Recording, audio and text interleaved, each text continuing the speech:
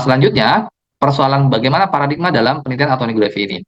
Paradigmanya yang pertama adalah interpretatif, karena memang dia karena menekankan pada pemahaman subjektif, jadi dia sangat interpretatif ya. Jadi paradigma interpretatif berfokus pada memahami makna dan pengalaman subjek individu dalam konteks sosial dan budaya. Dalam autoetnografi, peneliti menggunakan pengalaman pribadi sebagai data utama untuk bisa menganalisis dan memahami fenomena sosial. Kemudian refleksivitas, peneliti dalam paradigma interpretatif atau konstruktivis sangat reflektif tentang peran mereka dalam proses penelitian. Mereka sangat kritis merenungkan bagaimana pengalaman pribadi mereka, perspektif dan bias mempengaruhi penelitian. Refleksi ini penting dalam autoetnografi untuk bisa memastikan transparansi dan kejujuran dalam representasi narasi. Selanjutnya adalah kualitatif, ini tadi ya, paradigma interpretatif itu autoetnografi menggunakan metode kualitatif yang berusaha mengeksplorasi makna mendalam dari pengalaman hidup seorang manusia.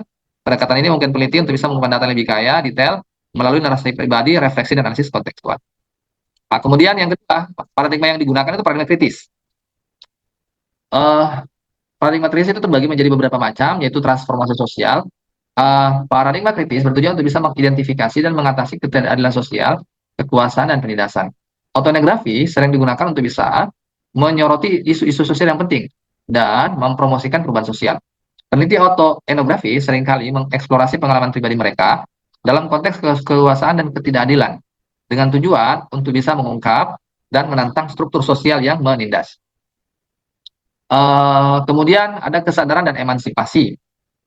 Penelitian dalam paradigma kritis berusaha untuk bisa meningkatkan kesadaran tentang dinamika kekuasaan dan mengarahkan tindakan untuk emansipasi.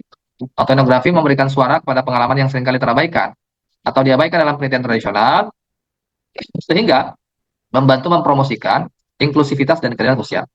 Kemudian, analisis kontekstual dan politik, paradigma kritis mengakui bahwa semua riset itu adalah politis dan terikat oleh konteks sosial dan sejarah. Dalam autoetnografi, peneliti menganalisis bagaimana pengalaman pribadi mereka dipengaruhi oleh konteks politik, sosial, budaya yang lebih luas. Ini membantu untuk bisa memahami bagaimana kekuasaan dan ideologi mempengaruhi sebuah kehidupan.